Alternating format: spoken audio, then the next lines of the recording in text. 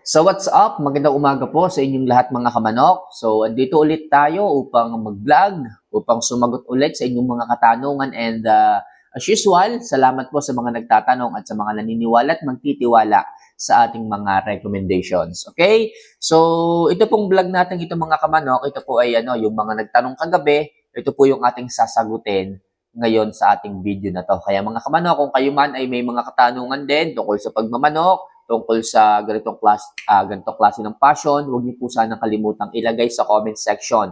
Yung itatanong niyo po ngayong araw, possible bukas po, may i-upload po natin ang kasagutan. Ganyan po tayong kabilis at ganyan po tayo katutok pagdating sa inyong mga katanungan, pagdating po sa inyong pangangailangan. Kaya mga kamanok, makakaasa po kayo na yung aking suporta sa inyong pagmamanok, sa inyong passion, sa ating hilig, is laging nandito sa inyong likuran. Okay? So mga kamanok, if ever na nakapag-subscribe na po kayo, nakapag-like at nakapaglagay ng inyong katanungan dyan sa comment section, maraming salamat po at tatanawin ko po yung utang na loob sa inyo at makakaasa po kayo na palagi lang akong nandito. Okay? So wag natin ito masyadong patagalin. Simulan na po kaagad natin ito. So ang unang katanungan ay galing po kay Kenneth D. Ayan, so idol, ano kaya ang tamang gamot sa sipon na mabaho na? Pinainom ko na ng until 7 days, nandyan pa din. 5 months old ang pulet, sana po masagot. Okay? So kung gagamot po kayo ng ganitong klase ng sakit, sipon ng inyong mga alaga, possible talaga na ito po ay magtagal ng 7 araw, depende po sa infeksyon na kanyang taglay. Okay? So lagi kong ipaalala sa inyong mga kamanok, yung pong ano man tawag doon?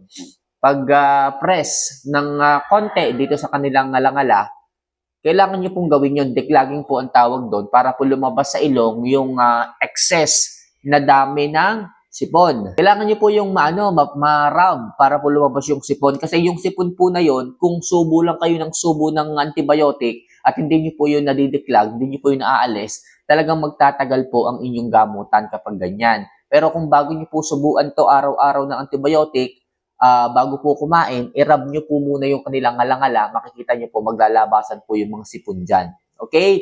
So makakatulong po yung declogging process na yon para po mas mabilis po o maging mabilis po ang paggaling ng inyong mga alagang may sipon. Okay? So saka po kayo magbigay ng antibiotic and make sure bago po kayo magbigay, kailangan before feeding po para po mas maganda ang effectivity nitong ganitong klase ng antibiotic sa inyong mga alaga. Until po, napakaganda po antibiotic niya. Kaya pagdating ng 7 days, dapat maayos na. Okay? Kaya mga kamanok, makakatulong po yon. Kung halimbawa naman, na nirub niyo po pero wala lang sipon, mabaho lang ang hininga, probiotics lang po ang inyong ibigay. Okay? So sana po makatulong. Alright? So next question po tayo. Ito naman, 8 hours ago lang. Galing kay Christopher Nival. Ayan. So hello po idol, new followers po ako. May tanong po ako about sa bumblefoot ng manok ko. Paano po ba maiiwasan na magkaroon nito yung manok ko at ano po ang mabisang gamot? Maraming salamat po sa pagsagot. Okay, kung bumblefoot po o yung medyo matigas po at namamaga po yung talampakan ng inyong mga alaga, maganda nyo pong gawin dito, hugasan nyo po muna ang paa, linisin nyo po ng malinis na malinis. Okay? So bumili po kayo ng bumblefoot shoe cover. Okay, meron pong nabibili niyan online, pwede rin po sa mga agribet, punta ka sa sa Farm Basic or Pacifica, meron po niyan. Okay? So yan po ay shoes o sapatos ng manok para po hindi po lumapat yung pinakatalampakan niya sa pinaka-ground. Okay? Sa cage man yan or sa lupa. Pero mas advisable kung sa cage niyo po muna ilagay para yung manok hindi rin masyadong nakakalakad. Kasi medyo stressful nga po pagka yan ay inilalakad palagi. So kung nandun lang siya sa cages, iikot lang siya, pero hindi siya masyado makakapaglakad ng sobrang dami. So may iwasan ng stress, then yung contamination sa paa, hindi siya makakatungtong sa putik o sa dumi, kasi nandun lang siya sa kanyang cage. So makakapagpahinga. Then ang gawin mo, everyday, linisin mo to ng gasolina. Okay, pwede yung kulay pula. Papatakan mo lang, 3 patak lang doon sa pinakamata ng bumblefoot. And after 5 to 7 days, makikita mo kakawang yon, maaalis mo nang hindi po ito nai-stress. Okay? So maliwanag tayo dyan. Ganun lang ang gawin mo. So, next question po tayo. Ito naman, galing kay Manok Diaries. Ayan, so boss, may tanong ako from Camarines Norte. Meron po akong manok na nagtagumpay na po ito. Okay, at ipinasyal ko na po ng 3 beses. Okay, so maayos po siya at hindi po siya nai-stress pagdating sa kanilang pamamasyal. Gusto ko sana itong i-breed. Okay, kaso may problema siya sa kanyang pitso. Okay, namamana po ba yon ng kanyang mga aanaking mga sisiw? Okay, so Manok Diaries, ito yung kasagutan ko.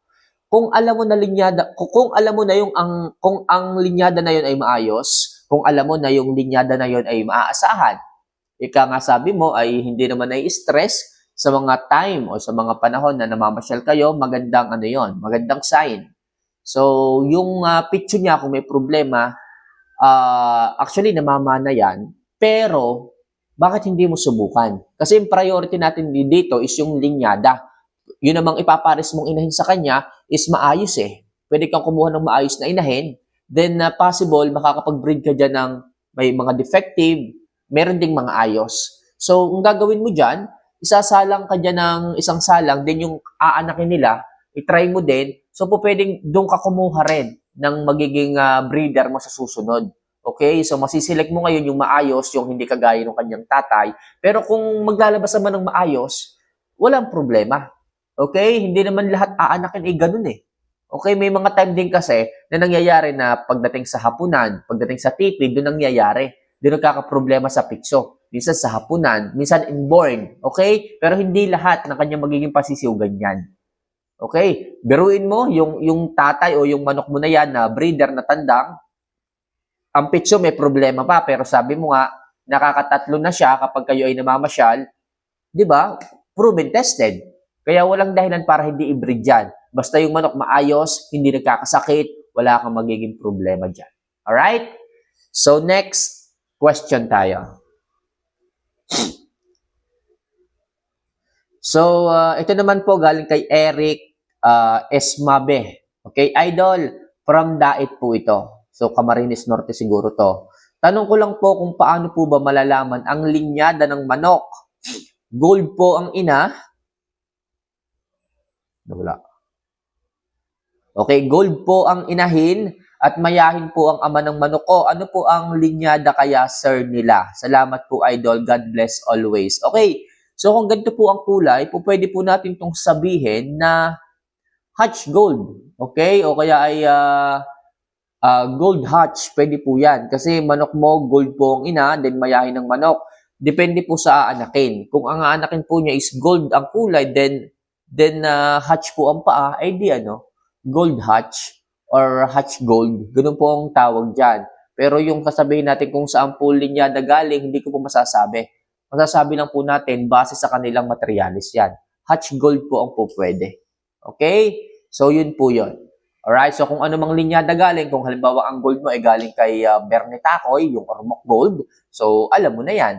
Kung yun namang materialis mo na hatch is galing kay B-Boy, McLean Hatch, edi alam mo na rin po yun. Pero masasabi ko lang sa iyo kung ano yung tawag. Hatch gold, okay, or gold hatch po yan. Okay? So next question po tayo. Last question muna po tayo, Ito po galing kay Richer Gatan. Ayan. So, idol, tanong lang po kasi yung inahin kong manok, lugon siya pero nangingitlog. Mabubuo ba ang itlog niya? Okay. So, last question po natin to. So, sa mga gumagamit po dito ng inahin na lugon, so 50-50 po ito. It's either po pwede yung mapisa, pwede rin pong hindi. Nandun po kayo sa pagitan ng ganon. 50-50. Okay? So, hindi ko po recommend na gumamit po kayo ng mga inahin na lugon kahit nangingitlog po ito. Hindi ko po recommend kasi hindi po ganun kataas ang hatchability eh. Parang manghuhula-hula tayo or parang bahala na eh. Bahala na po kasi lugon pero nangingitlog. Possible mababa po ang fertility rate nito. At ayoko po na dumating kayo sa point na gagastos kayo ng patoka, gagastos kayo ng bitamina, gagastos kayo ng panahon. Yung panahon po ang hindi mo babayaran eh. Yung panahon po ang hindi may babalik eh. Kaya mga kamamay, kung mag-breed kayo, dapat 100% sigurado po tayo. Tandaan nyo mga kamanok, yun nga pong 100% eh. Maganda ang balahibo ng inahin, magandang tandang, season na po ng pagbe-breed pero meron pa rin hindi na napipisa hindi pa ganoon kataas ang hatchability. Yan pang lugon, 'di ba? Kung iisipin natin mga kamanok, yung maayos nga po yung inayos natin ang lahat, materyales, panahon, maganda ang panahon, breeding season, pero hindi pa napipisa yung iba, hindi pa ganoon kataas ang hatchability. Lalo na yung ganyan, 'di ba? Pero kung wala ka namang iniisip na ganoon, okay lang sa'yo na masayang ang panahon, masayang ang patuka, ang vitamina. Kung masaya ka naman sa ginagawa mo, pwede naman. Kung masaya ka sa ginagawa mo at wala kang hinahabol na kung ano man, ituloy mo lang. Basta masaya ka, wala akong tanong dyan kasi sa'yo yan. Okay? So mga kamanok, sana po makatulong yung mga advice, yung mga video na ginagawa ko para sa inyo.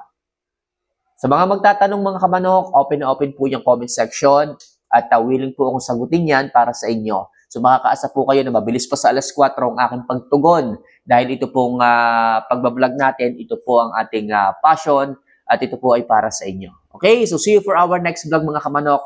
Paalam.